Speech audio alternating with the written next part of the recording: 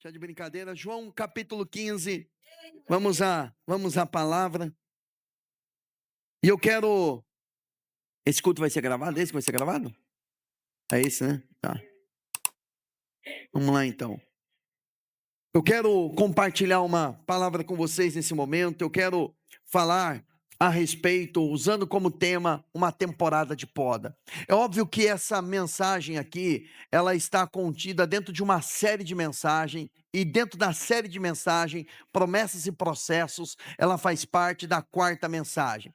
Agora, mesmo que você não acompanhou as outras mensagens, você vai entender perfeitamente, porque através dessa mensagem, Deus vai falar algo com você, essa palavra vai edificar você, vai ser uma direção na sua vida, e você vai compreender algumas fases, principalmente aquela fase que você diz: eu tenho feito tudo certo. Eu não estou falando com desobediente agora, mas eu estou falando com gente que procura fazer e andar de acordo com a palavra, e você diz: eu estou fazendo tudo certo, obedecendo a palavra, e por que algumas coisas não estão avançando na minha vida? Porque algumas coisas, elas saíram do trilho, ou algumas pessoas me deixaram, algumas circunstâncias que eu perdi na minha vida, e eu já orei, já jejuei, já repreendi o diabo, né? Já expulsei demônios, e nada, absolutamente nada muda. Você pode estar vivendo, né, uma temporada de poda, e essa temporada de poda não tem a ver com destino, não tem a ver com o diabo, não tem a ver com pessoas maldosas. De repente, essa mão atrás, essa tesoura que está podando você, seja a própria mão de Deus. Mas para compreender e ter um discernimento mais preciso, nós precisamos ir à palavra. Evangelho de João, capítulo 15, a partir do verso 1, Jesus disse assim: eu sou a videira verdadeira, e meu pai é o agricultor. Todo ramo que estando em mim não dá fruto, o texto diz, corta e ele corta. Deixa eu voltar aqui, ó.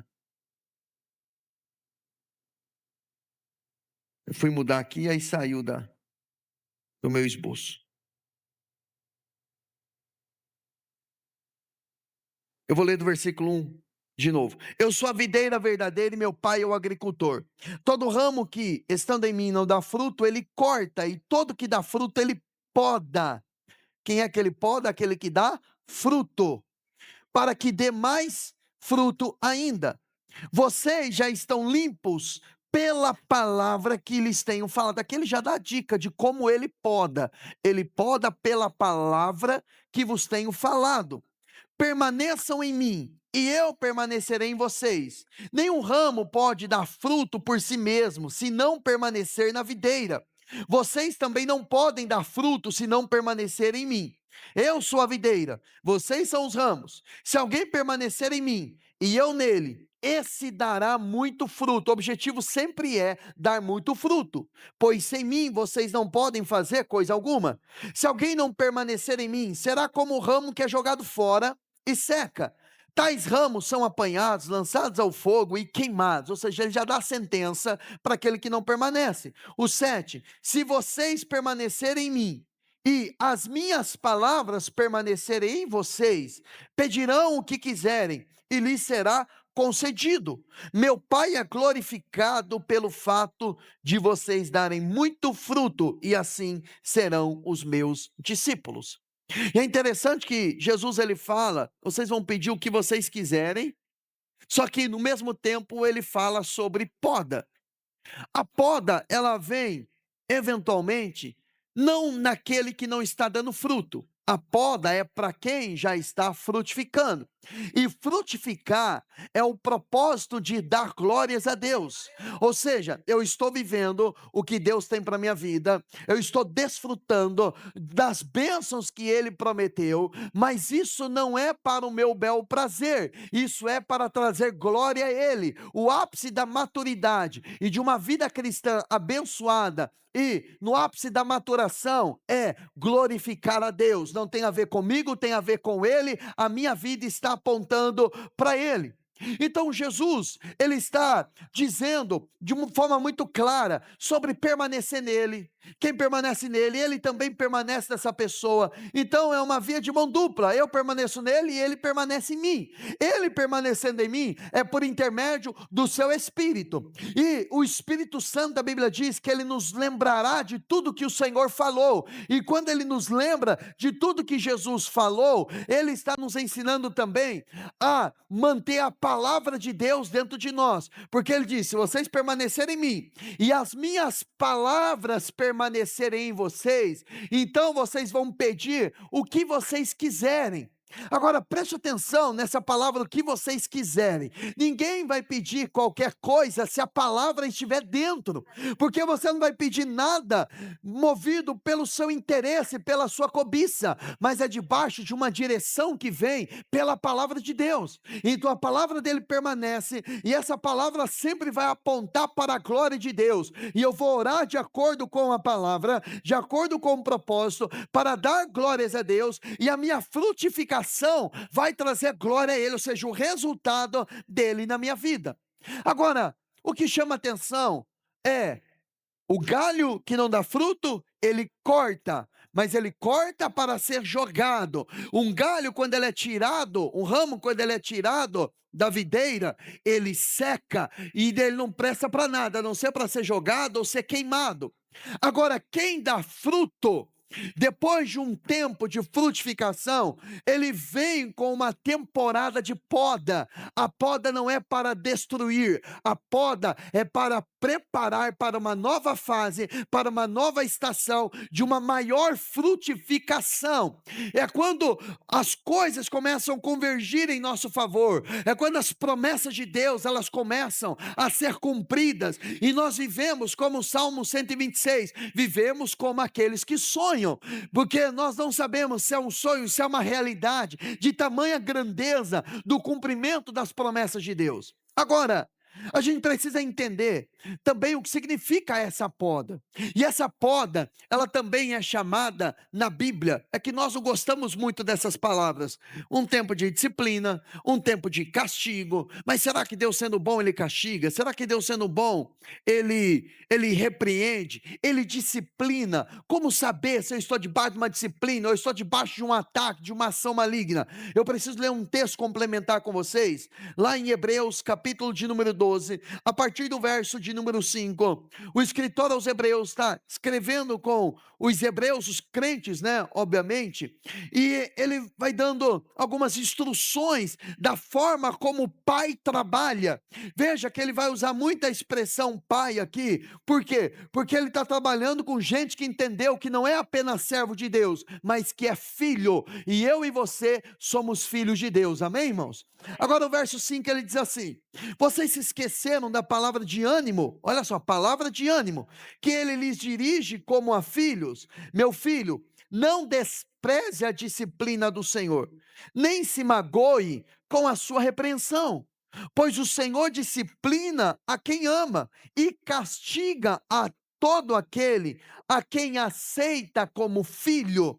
Suportem as dificuldades, recebendo-as como disciplina. Então, algumas dificuldades podem ser, na verdade, disciplina de Deus. Deus os trata como filhos. Ora, qual filho que não é disciplinado por seu pai? Se vocês não são disciplinados, e a disciplina é para todos os filhos, então vocês não são filhos legítimos, mas filhos ilegítimos. Além disso, tínhamos pais humanos que nos disciplinavam e nós os respeitávamos. Quanto mais devemos submeter-nos ao Pai dos Espíritos, para assim vivermos. Deixa eu explicar o que significa essa expressão Pai dos Espíritos. Irmãos, o ser humano, ele é espírito que tem uma alma e mora em um corpo. Toda pessoa que entregou a vida dela para Jesus, ela passa pelo que nós chamamos de novo nascimento. Fulano nasceu de novo, tornou-se uma nova criatura. Como ela nasceu de novo? Ela nasceu no Espírito, porque o salário do pecado é a morte. Morte é separação eterna de Deus. Morte não é tratar na Bíblia apenas quando a pessoa está lá no velório, está lá deitada num caixão. Não, a morte é separação de Deus. é a separação eterna. Antes de entregarmos a nossa vida para Jesus, já tínhamos uma alma, óbvio, e morávamos em um corpo, mas espiritualmente falando, nós estávamos mortos. E quando reconhecemos Jesus, Ele ressuscita o nosso espírito, e o Espírito Santo passa a morar no nosso espírito. O Espírito Santo, quando nós falamos, o Espírito Santo mora no nosso coração, não é no órgão que bombeia o sangue, não é na alma, não é no corpo, o Espírito Santo habita no nosso espírito. Então, nem todos somos filhos de Deus. A Bíblia diz que todos somos criaturas de Deus. João 1,12 diz: todos quantos o receberam, deu-lhes o poder de se tornar filhos de Deus.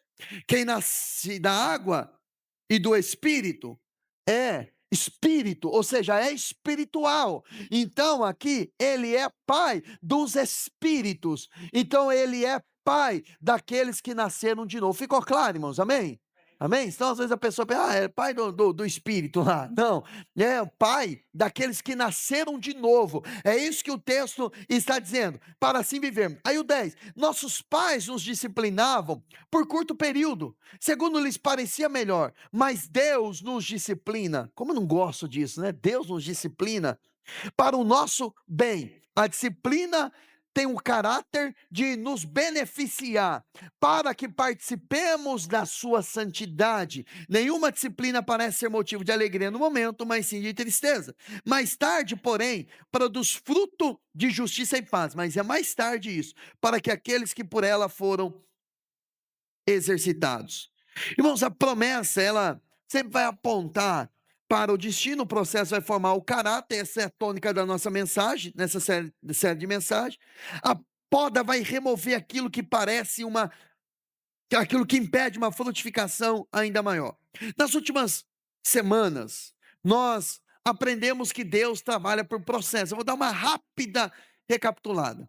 Na primeira semana, eu preguei sobre promessas. Usei como base a vida de José. Deus é uma promessa, Deus é um sonho. Depois do sonho, ele submeteu José a vários processos, até ele chegar a ser o governador no Egito. Isso passou-se um período de 13 anos, um período de muita prova, traição, calúnia, e Deus estava, na verdade, forjando o caráter de José, preparando José para a promessa que estava preparada. A promessa já está preparada. A grande pergunta é: eu estou preparado para viver a promessa? Então a questão não é Deus prepara tudo para mim, prepara, as promessas já estão prontas. E essas promessas, elas vêm ao nosso coração quando nós estamos orando, quando estamos orando em línguas, quando estamos lendo a palavra, quando estamos buscando a Deus. O Espírito Santo comunica no nosso espírito aquilo que há de vir. Ele anuncia aquilo que ele vai fazer, aquilo que ele vai executar, aquilo que ele vai realizar. Então a promessa nos faz ir para o futuro, Deus nos leva lá no futuro, nos faz sonhar, nos faz se alegrar, depois nos puxa de volta para o presente, para a realidade. Só que quando nós voltamos para a realidade é a mesma, só que eu e você já não somos mais o mesmo, porque agora nós carregamos uma promessa, uma visão, e a visão ela nos protege para não negociar princípios e valores no meio do caminho. Eu tenho uma visão, eu tenho um plano que veio de Deus, então eu vou seguir, não vou negociar no meio do caminho. Então trabalhamos isso. E aí na segunda semana eu falei sobre o primeiro processo aí na prática que Deus faz conosco. O primeiro processo é o processo de enraizamento. É quando Deus vai nos enraizar na sua palavra, onde Deus vai nos forjar de tal forma que eu e você nos tornamos crentes inabaláveis, como os montes de Sião, que não se abalam. Ou seja, aquela pessoa que está enraizada em Cristo, enraizada na palavra, que apesar de muita luta, apesar de muita dificuldade, não abandona Jesus por nada. Aí eu mostrei em Mateus capítulo 13, que uma das sementes é aquela semente que caiu, mas ela começou a germinar, nasceu o talo, mas como ela não tinha profundidade, não tinha raiz, veio o sol forte, queimou aquela planta, e ela então pereceu. E aí Jesus vai dizer que é aquela pessoa que recebe a palavra com alegria. Eu entendi, Jesus é o caminho, ela se alegra, fazemos um apelo, ela vem na frente, ela vem em lágrimas, ela diz: agora minha vida vai mudar, eu entreguei minha vida para Jesus, eu amo Ele, eu vou andar com Ele, e sai contando para todo mundo que agora é crente, mas depois passa a primeira luta, não é enraizado e dá no pé, vai embora. E muitos daqueles, as pessoas diziam, porque isso aconteceu com todos nós. Ixi, o fulano está na igreja? Isso aí está de fachada, daqui a pouco ele abandona tudo, ele larga tudo. E daqui a pouco, o primeiro rabo de saia que ele arrumar, ele vai embora. O primeiro pecado, ele cai. A primeira oportunidade, ele vai cair. Então Jesus falou desse grupo de pessoas, que são pessoas que não são enraizadas. Aí o apóstolo Paulo, na carta aos Colossenses, capítulo 2, ele diz assim: como vocês receberam Jesus, agora vocês precisam estar enraizados, arraigados e edificados nele. Continuem a caminhar com ele. Você recebeu ele como seu Senhor e o seu Salvador. Agora a próxima fase é: eu vou permanecer com ele. Então é aquele processo onde ele vai enraizar você, estruturar você na palavra. Você vai se fortalecer na palavra, vai se fortalecer na comunhão com os irmãos, na oração, na renúncia, na crucificação. Você vai tomar a sua cruz, negar a si mesmo, caminhar com ele. Você decide isso. É uma decisão no seu coração. Eu reconheci Jesus, conheci ele e não olho mais para trás. Deixei o Egito, deixei o mundo e agora estou olhando para Cristo. Na terceira semana, nós falamos, que foi a semana passada, depois de permanecer, de se enraizar, vem uma outra etapa na nossa vida, que é a etapa do crescimento. Crescimento, ele está linkado com uma vida enraizada na palavra. A Bíblia fala, Paulo falou para a igreja de Corinto, Paulo plantou, Apolo regou, mas quem deu o crescimento foi Deus. O crescimento vem dele. E o crescimento aos olhos de Deus não é você crescer financeiramente, não é você crescer em todas as áreas da sua vida. O crescimento aos olhos de Deus é uma transformação interna que vai efetuar na sua vida uma maturidade. Você torna-se uma pessoa madura, e maduro na Bíblia é alguém semelhante a Jesus. Ele deu à igreja pastores, apóstolos, evangelistas, mestres, querendo o aperfeiçoamento dos santos, para o crescimento, para o amadurecimento, para a obra do ministério, para não sermos levados por qualquer vento de doutrina, para que venhamos amadurecer e nos tornar semelhante a Cristo. Então, crescer é tornar-se uma pessoa madura. E quando você amadurece, na prática, em tese é o seguinte: eu vou para a igreja para ser abençoado, eu vou para a igreja para receber uma oração, eu vou para a igreja para receber uma libertação. Perfeito, todo mundo começa nesse estado. Mas quando você amadurece, você muda a sua fala, você muda a mentalidade. Eu não vou mais para receber, eu vou para oferecer. Porque o Senhor me amadurece para a obra do ministério. Você torna-se então um representante do Senhor onde quer que você esteja. E quando falamos que Deus tem uma obra com você, uma obra individual, não estou dizendo que você vai largar tudo, vai tornar-se um pastor, vai pregar aqui no altar, vai ficar a vida inteira dentro da igreja. Não é isso que é a obra do ministério. A obra significa você vai ser uma testemunha dele, você vai ser igreja lá na escola, você vai ser igreja lá no seu trabalho, lá na faculdade, na sua empresa, na empresa onde você trabalha, onde quer que você esteja, você tornar-se-á uma testemunha viva do Senhor Jesus. Quando tiver uma pessoa, onde tiver uma pessoa, ali Deus quer fazer uma obra. E Deus quer usar você. Deus quer usar o seu coração. É bom. Isso faz parte, principalmente quem está começando. Pastor, ajuda o fulano. Pastor, olha, eu enviei o nome de uma pessoa para você orar. Mas quando você amadurece, não é mais: ô pastor, ora pela pessoa. Não, você vai lá e ora pela pessoa. Porque você tem condições. O Espírito Santo habita em você. Eu não estou mais perto de Deus do que você. Eu não sou mais espiritual do que você. Eu não sou um ungidão, de forma nenhuma. Eu e você somos exatamente iguais. O Espírito Santo, ele mora em você, ele habita em você. E quando você faz uma oração, quando você intercede por alguém, quando você vai em um hospital, você vai em um presídio, você vai visitar um enfermo, quer que seja a pessoa, quem quer que seja a pessoa, você é um representante dos céus, e a sua oração vai mover a mão de Deus ali. Você é uma pessoa capaz, o Espírito mora em você. Então, a mentalidade de quem é imaturo é: eu vou para receber, eu vou para fazer algo, né? Uma campanha, receber uma bênção de Deus. Mas quando você amadurece, você diz: eu vou para oferecer. Eu vou para oferecer o meu culto, oferecer o meu coração, oferecer a minha ajuda, estender as mãos, interceder por alguém, abençoar a vida de alguém, ser um representante dele onde quer que eu vá. Então, essa é a fase do crescimento. E Deus gosta quando alguém está crescendo. Deus gosta quando alguém está amadurecendo. Só que nesse processo de crescimento, algumas coisas começam a crescer que não são dele, como o joio pode crescer juntamente com o trigo. Algumas coisas que começam a crescer juntamente conosco, ele diz: opa, eu preciso podar. E uma temporada de poda não é uma temporada prazerosa. É uma temporada que parece, temos a sensação de que estamos perdendo tudo. Nós temos uma parreira aqui no fundo da igreja, em frente aos banheiros. Quando o jardineiro, o Cleiton, que é membro aqui da igreja, quando ele foi podar essa parreira, quando eu cheguei na igreja, eu falei: meu Deus, ele matou a parreira. Não tinha folha alguma, ficou seca.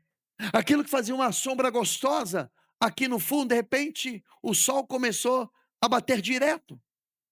E ele disse: pastor, fica tranquilo, passaram-se algumas semanas, começaram a vir os brotos.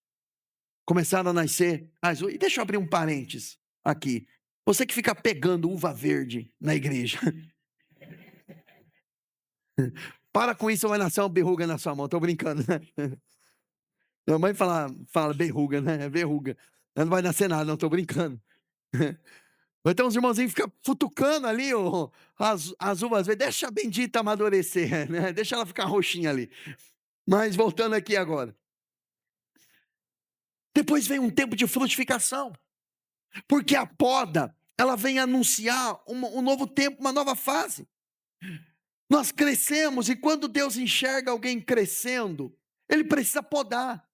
E pensa numa temporada que é ruim, é a temporada de poda. Parece que o pastor não liga para nós. Parece que ninguém ora por nós. Parece que ninguém está conosco. Parece que todo mundo sofreu de amnésia. E aí nós começamos a olhar: puxa vida, eu acho que Deus está esquecendo de mim, fulano está esquecendo de mim. Aí chegamos a pensar: quando eu estava bem, o pastor me chamava, agora eu estou mais ou menos, nem me chama mais. E às vezes Deus está tratando conosco. Eu estou dizendo de coisas que eu já senti isso. Eu caminho com o Senhor agora dia 19 de julho, eu vou completar 27 anos que eu entreguei minha vida para Jesus. Apesar da minha cara de 20 anos, eu não tenho 20 anos. Eu já tenho 26, vou para 27 anos caminhando com Ele. Agora, e já enfrentei várias temporadas assim. É uma temporada que é horrível. É um tempo de disciplina. Quando nós olhamos para Hebreus capítulo 12, para ser verdadeiro, é um capítulo que eu não gosto. Porque estou falando de mim, eu não gosto de ler: o Senhor disciplina aquele que ama. Eu falo: puxa vida, eu confio tanto no teu amor que o Senhor vai me disciplinar. A gente não gosta dessa palavra castigo.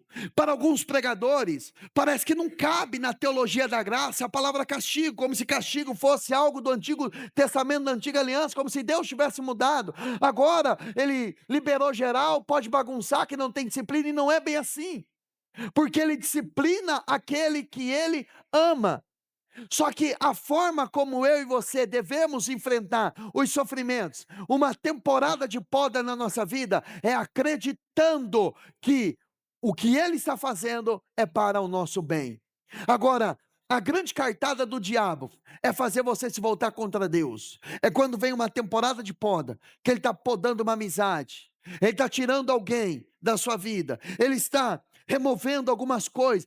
Mas eu perdi um emprego, eu perdi um negócio, eu perdi alguma coisa, eu sou fiel a Deus, eu estou obedecendo a Ele, eu estou andando na palavra. Por que eu estou perdendo isso? Por que eu estou perdendo aquilo? E o diabo vai dizendo: está vendo? Se Deus fosse bom, você não perderia. Se Deus fosse bom, não permitiria isso. Se Deus fosse com você. Aí você procura alguém para orar por você, aí a pessoa: Deus está mostrando macumba. Vê macumba em tudo. Toda revelação: eu estou vendo um trabalho de macumba, eu estou vendo um trabalho de bruxaria. Que demônio é esse que é mais forte que o Deus que você serve? Aí só revela isso. Tem uma bruxaria. Aí ora por você, aí o besta vai lá, deixa fulano orar por ela. Ora, repreende a macumba e a vida não muda. Por quê? Porque não tem a ver com isso. Às vezes é uma temporada de poda, é Deus podando. O problema não é a tesoura, mas é quem está com a mão na tesoura podando. E nós precisamos entender, aí é a fase em que a gente amadurece, que nós nos entregamos e falamos: Deus, eu não estou entendendo nada, nada, eu não estou compreendendo nada, mas eu confio que o Senhor é bom. Eu confio que o Senhor é bom. Eu lembro quando eu era pastor em Guarulhos, e nós provamos de um avivamento lá. Eu assumi uma igreja debaixo de prostituição, adultério escrachado do pastor da igreja com a líder do ministério de louvor. Eu assumi aquela igreja quebrada, quebrada, quebrada. 17 pessoas que ficaram lá. E não eram pessoas, eram defuntos que estavam ali. Porque, irmãos, os espirituais tinham saído. As pessoas que eram maduras, que eram saudáveis, quem é que queria deixar a família? Se eu tivesse ali, eu também teria saído. Eu só não saí porque eu era o pastor, tinha acabado de chegar ali. E eu comecei a orar, a buscar a Deus. Resumindo, em 9 meses nós provamos de um derramar do Espírito Santo. E aquela igreja foi a 180 membros. A igreja crescendo, a igreja avançando. A igreja estava provando de algo que nem antes daquela queda tinha acontecido. Eu estava feliz, 9 meses ali. Comecei a ver pessoas, a batizar pessoas. E até hoje tem uma igreja lá no bairro que a maioria daquelas pessoas que eu batizei, inclusive a esposa do pastor hoje até me convidou para pregar lá em Guarulhos. A esposa do pastor foi a moça que eu batizei, Amanda. Ganhei ela para Jesus, ganhei a família dela. Ela foi batizada. Irmãos, 9 meses foi um avivamento. Eu estava feliz, de repente eu recebi um telefonema. Arruma suas coisas e vai para Campo Grande, Mato Grosso do Sul. Pensa em alguém que veio triste para cá. Fui eu. Eu vim chorando no avião: Deus, por que o Senhor está fazendo isso comigo? 9 meses, a igreja estava nascendo ainda. Uma igreja para ela ser formada, eu aprendi isso no seminário, uma igreja para ser formada é depois de 5 anos. Uma igreja para ser uma igreja estruturada é 5, 7 anos, algumas até 10 anos. Outras até mais, elas demoram para ter uma estrutura. 9 meses, Senhor, é um bebezinho que acabou de nascer ainda. Por que o Senhor fez isso comigo? Por que o Senhor fez isso comigo? E orando no avião, Deus me deu uma palavra de Lucas capítulo 1, que a obra que eu faria aqui era uma obra do Espírito Santo. Cheguei aqui, já cheguei abençoado, esqueci 2 malas na calçada. Tinha vários DVDs de pregação. Sabe o cachorro que tem um monte de dono, né, que morre de fome?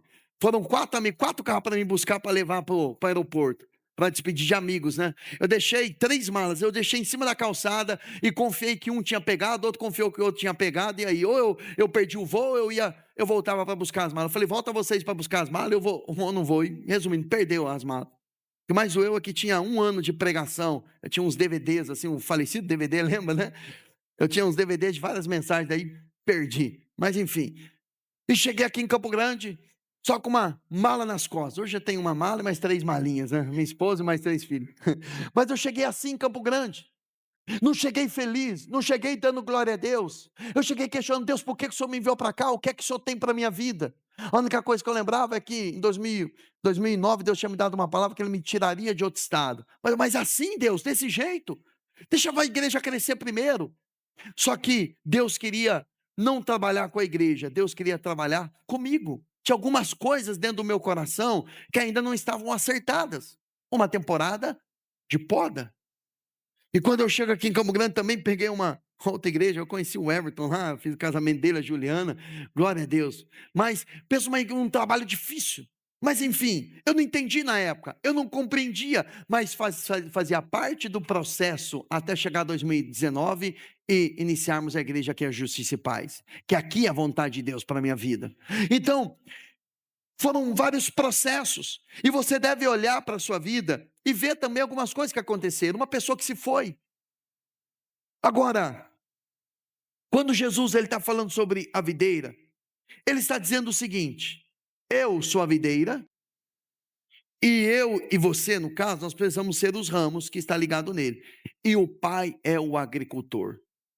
Ele não diz o Pai é o lenhador. Ele diz é o agricultor. Qual é a diferença? O lenhador, ele destrói. Ele corta, ele mata a árvore. Ele corta para usar a madeira para outras coisas. Agora, o agricultor, ele não corta para destruir. Ele corta para produzir. Então Deus tira algumas coisas. Enquanto eu estava meditando nessa palavra, passou um filme, eu fiquei vendo várias pessoas que passaram na minha vida que Deus tirou. que eu questionava. Só que Deus estava tirando, porque era Ele podando para quê? Para o crescimento. E como eu sou um bom observador, e gosto de vasculhar na Bíblia, eu fui procurar o que é a palavra no grego, que foi traduzida para agricultor. E eu fiquei impressionado com algumas respostas que eu encontrei. Olha só o que significa a palavra que foi traduzida para agricultor: aquele que cultiva, até aí tudo bem, que acompanha diariamente, que conhece cada ramo, que sabe exatamente onde cortar. O agricultor nunca corta por impulso, mas ele corta porque ele possui um propósito. E quem é o agricultor? É o pai. Então eu vou voltar. É aquele que acompanha diariamente.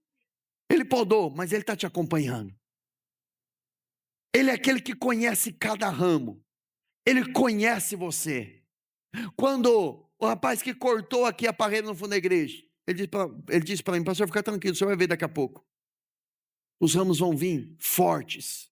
Os cachos, né, que nós falamos cachos de uva, eles vão vir viçosos, mais fortes. Por quê? Porque o pai, o agricultor, sabe exatamente onde cortar. Não questione, ele sabe onde cortar. E onde ele cortou em mim, não é o mesmo lugar que ele cortou em você. Porque ele conhece você e ele conhece a mim.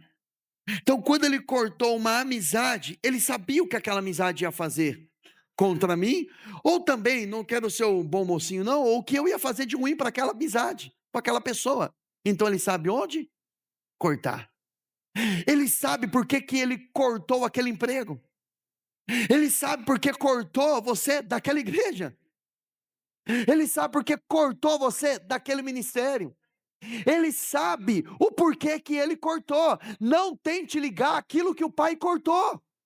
Você não é o agricultor. O agricultor é o dono da sua vida. Então, se ele cortou, pode ter doído, mas ele sabe o que ele está fazendo. Não tente pegar um ramo ou alguma coisa que ele cortou e não tenta colar, passar super bonde, forçar, fazer força, não, deixa, permita. Se ele cortou, ele sabe. Ele nunca corta por impulso, ele cortou por um propósito. Ele tem um propósito com você, ele sabe o que ele está fazendo. Então toda poda tem um propósito. Agora, o que é poda? Poda, ela significa limpar, purificar, retirar. Bom, isso aqui é impressionante. Podar é retirar o que impede o crescimento. É retirar o que impede o crescimento. E quando Deus tira, meu irmão, quantas vezes eu chorei porque Deus tirou alguém da minha vida? Porque, óbvio, nós temos sentimentos, mas depois eu fui entender lá na frente, Ele tirou para o meu crescimento, porque estava impedindo de crescer, ou de repente eu estava impedindo o crescimento. Uma vez eu falei para uma pessoa que tinha uma palavra para deixar esse lugar, eu falei: você pode ir, porque de repente, aquilo que Deus, eu falei assim de forma sincera, eu disse assim: fulano, o que Deus tem para você é muito maior do que justiça e paz. O que eu poderia fazer para você, eu fiz até aqui, mas o que você precisa de repente é de algo maior, de algo mais, com mais esplendor.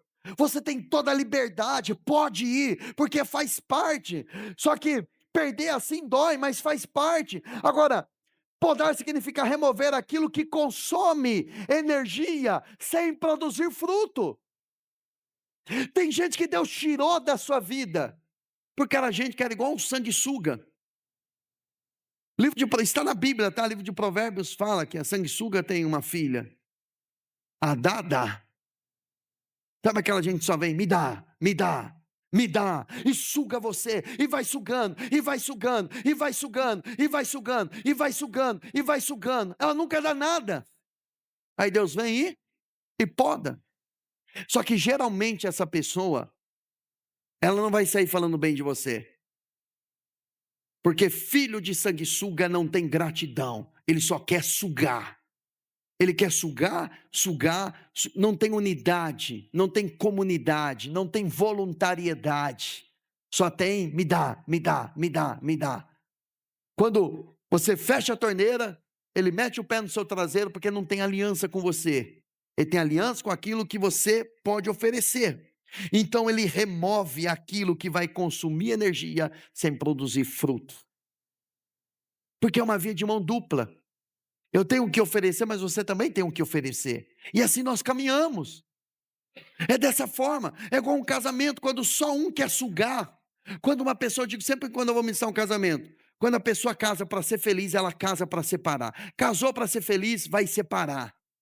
Porque ninguém pode casar para ser feliz, tem que casar para fazer o outro feliz.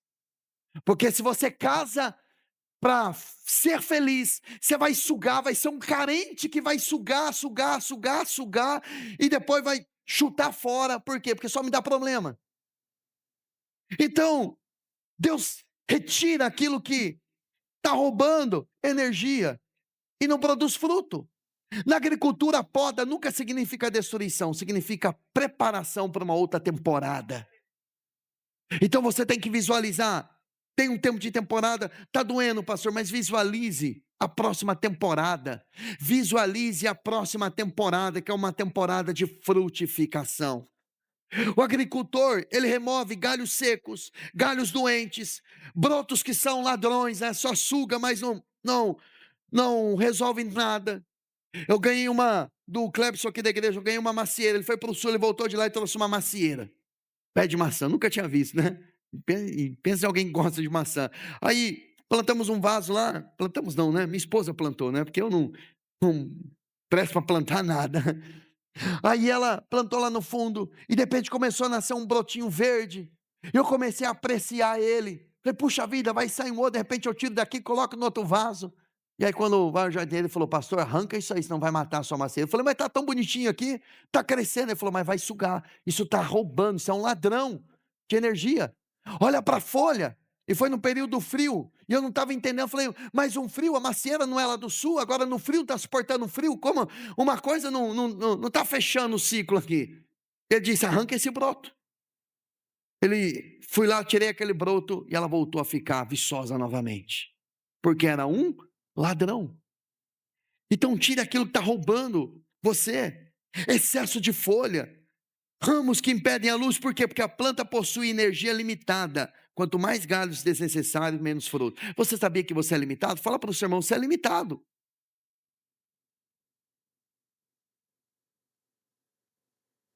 Você é limitado. Eu lembro uma vez, e às vezes nós achamos que não somos. Uma vez eu contratei um plano. Lembra do SMS, que também está falido, né? Está morto. Na época do SMS, eu comprei nem lembro como era o nome. Colocava no notebook, eu podia mandar SMS, mandava para todos os membros da igreja. Eu pastoreava lá no bairro das Moreninhas na época. E eu contratei um plano que dizia que era ilimitado. E naquela época, uma vez veio uma fatura, estou falando de 2014, 2015, veio uma fatura de mais de R$3.000. Irmãos, eu fiquei assim, desesperado, que R$3.000 em 2014 deve valer uns 10 mil hoje. E eu fui lá na operadora, eu fui discutir, eu falei, mas o plano diz que é ilimitado. E por que não, mas a cada SMS que você mandava, tinha um número de caracteres, e foi demais. Aí eu lembro que o vendedor falou para mim, é limitado, mas tem um limite. Você ultrapassou. Eu falei, não, mas diz que é ilimitado. Foi uma briga terrível lá, mas graças a Deus não tive que pagar nada, mas também eu perdi o plano lá na época. Por quê? Às vezes nós fazemos propaganda que nós somos ilimitados. Nós não temos limites. Que nós não nos esgotamos. E queremos mostrar que somos fortes para todo mundo. Um dia uma pessoa falou para mim, pastor, eu mandei uma mensagem, você não respondeu. Eu falei, eu não quis. Porque eu também tenho limites. Eu não consigo resolver, não aguento mais. Irmãos, nós temos limites. E se você não souber colocar limite, as pessoas vão pensar que você é um super-homem. Então para de demonstrar força. Para de demonstrar uma força que você não tem. Você é limitado. Então você tem que tirar aquilo que rouba as suas energias. Eu fiquei atendendo, na igreja eu atendia de manhã, eu atendia de tarde, eu atendia de noite, eu atendia assim, de forma, o pastor Renato falou para mim, Bruno, você vai adoecer. Eu falei, eu não vou. Você vai adoecer? Eu não vou. Eu estou novo ainda, pastor. E aí depois de um tempo eu comecei a sentir algumas coisas, também fui fazer os exames tudo alterado. O médico disse para mim: "Você preparou um substituto?" Lá, pastor, eu falei: "Por quê?" "Porque do jeito que você está, você vai morrer." Aí ele falou: "Tá vendo esse LDL aqui?" Eu falei: "O que que significa?" Ele disse: "Logo Deus leva."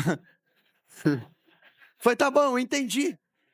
Eu vou para academia, vou fazer uma dieta, vou fazer o que tiver que ser feito." Comecei a cancelar a agenda. Irmão, nós perdemos membros da igreja por causa disso.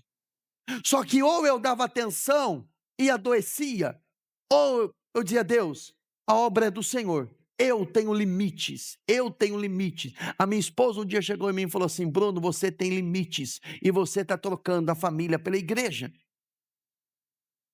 Então, nós precisamos entender isso. Então, Deus vai podando, porque Ele vai tirando galhos desnecessários, porque eu e você temos limites.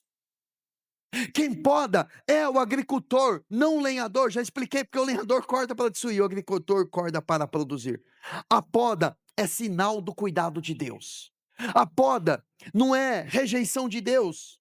Antes de Jesus falar da tesoura, ele apresenta quem segura a tesoura, o Pai. Isso muda completamente a perspectiva. Quem está podando não é Satanás, não é o diabo, não é o destino, não é o acaso, é o Pai. Então, às vezes, Ele nos disciplina, porque na disciplina que nasce o amor, não da rejeição.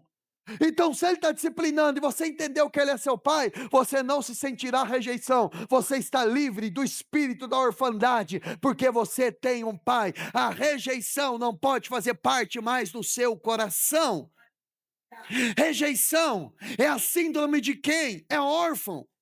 E eu falo isso com propriedade. Se você pega o meu documento, está lá: mãe, nome da mãe, Gessimar de Oliveira Matos Scavone. Nome do pai, XXXX. Só que XXX não faz filho. Então, eu sei o que é viver debaixo disso. Mas quando o Senhor cura você, quando o Senhor restaura, eu me vi livre da aprovação das pessoas.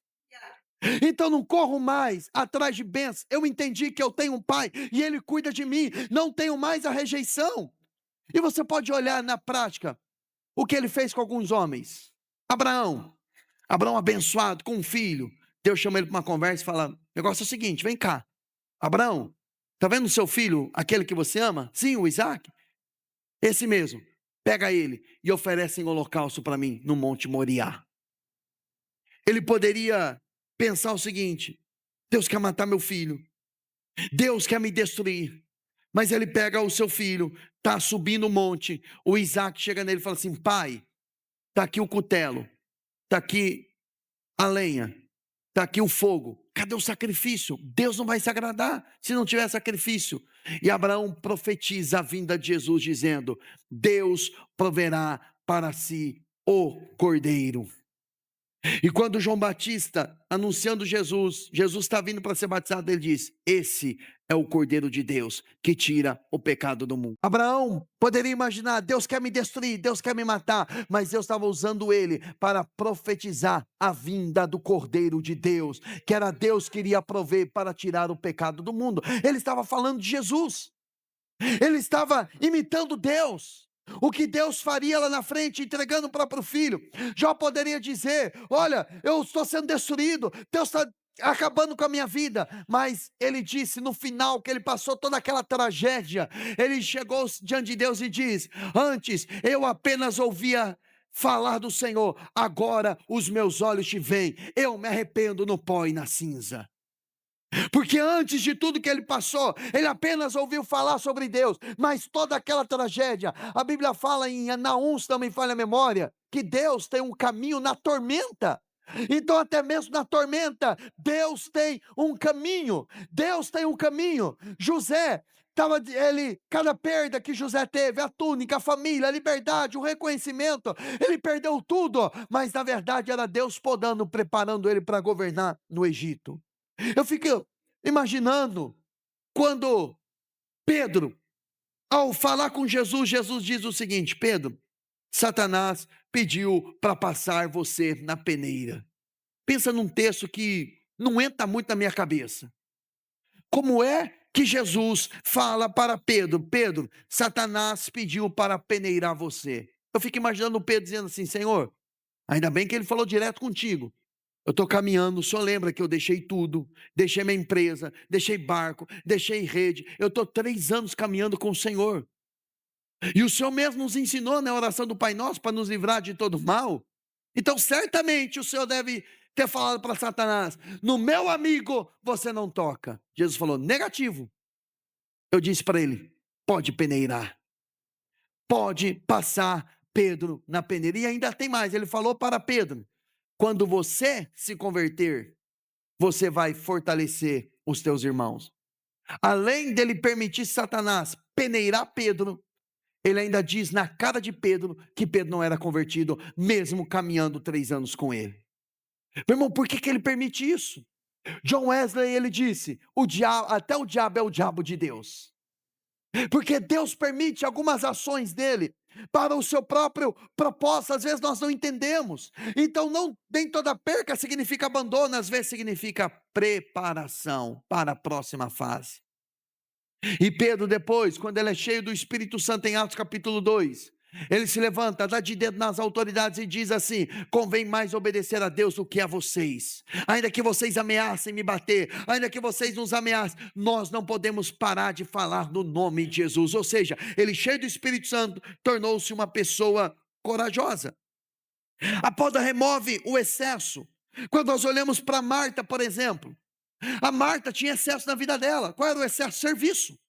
Ela chega em Jesus e fala: o senhor não se importa que a Maria está aí sentada e eu estou trabalhando? Jesus falou para ela: Marta, Marta, você está ocupada com muito serviço, mas uma coisa só é necessária, e Maria escolheu a boa parte, na qual não será tirada. Eu vejo muita gente querendo servir para aparecer, ao chamar a atenção dele, quando o servir tem que ser o resultado da minha comunhão com ele. Eu estou servindo vocês com a palavra nesse momento, pregando aqui. Mas se eu faço isso para me aparecer, para demonstrar os meus dons, ganhar aplausos, então isso vai ser meu galardão. Agora, se eu tenho um relacionamento com Ele, e eu faço porque Ele me mandou fazer, então estou cumprindo o propósito para glorificar a Ele. Então o problema não é o serviço, o problema é o serviço sem a presença. Agora tem algumas pessoas que vão para o outro extremo. Querem só a presença e não querem o serviço. Presença sem serviço é para imaturo. Presença de Deus e trabalhar, servir alguém, abençoar alguém é para aqueles que são maduros.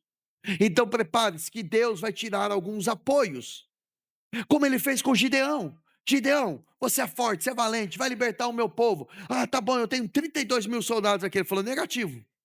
Manda voltar os covardes, os medrosos. Depois ele vai fazendo um processo seletivo lá, sobram apenas 300. Quando eu leio Gideão, eu fico imaginando. Imagina eu pastoreando uma igreja de 32 mil membros. 32 mil membros. E de repente passa um vento, sobra 300. Eu acho que eu ia ficar louco. E Gideão vence com apenas 300. Por quê? Porque não era na capacidade dele. Deus tira todo o apoio, Deus tira toda a força, Deus poda o excesso, porque a vitória dele seria para a glória de Deus. Pastor, na prática, Deus pode tirar alguns recursos? Pode. Quando ele vai dar mais lá na frente. Às vezes ele tira para ver o coração da pessoa. Só que às vezes, e não é tão fácil, mas quando você tem um certo patamar, você tem que baixar o nível. Pensa numa coisa que é dolorida. Nada contra, mas eu lembro uma época que andava de carro, eu vinha de tirar 3 carros da concessionária, de repente eu perdi o carro. De repente eu me vi dependendo de Uber, e passa assim um pouco mais de um ano, eu vou conseguir comprar um carro, e o carro que eu compro era um carro 2008. O problema não era o carro, era até um carro bom, mas o problema é que eu estava acostumado com o nível. E quando Deus poda a gente, e foi na época que nasceu a minha segunda filha, pensa numa luta, numa dificuldade. Mas foi naquele período, foi o período em que eu mais orei, mais me dediquei ao Senhor, e mostrei para mim mesmo, que não, meu coração não estava no carro, meu coração não estava nas coisas, e uma vez Deus falou no meu coração: vou colocar muita coisa na sua mão, mas não leva para o seu coração. Meu irmão, tem gente que não pode crescer um pouquinho mais, que põe no coração, e aquele dinheiro se torna um ídolo no coração dela. Então, às vezes, Deus permite, Ele tira algumas coisas para que o nosso apoio seja Ele. Davi, ele diz: todas as minhas fontes estão postas em Ti. Irmãos, a poda dói, mas ela faz parte. E grandes homens de Deus, Deus trabalhou podando. Um exemplo, Paulo.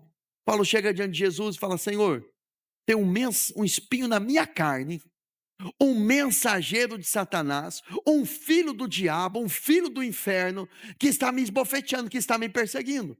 Você já disse isso? Tem um filho do diabo me perseguindo? Então, não é o primeiro, não. Paulo também disse isso. E ele vai orar diante do Senhor, e sabe o que o Senhor fala para ele? Não, negativo. Você recebeu muita revelação da minha parte. E esse mensageiro de Satanás, ele não está enviando apenas uma mensagem de Satanás. Eu permiti para que você não se glorie. Ou seja, pessoas que são instrumentos, ou que nós julgamos que são instrumentos do diabo, às vezes são instrumentos de Deus para nos colocar na cruz e sabermos o nosso exato lugar.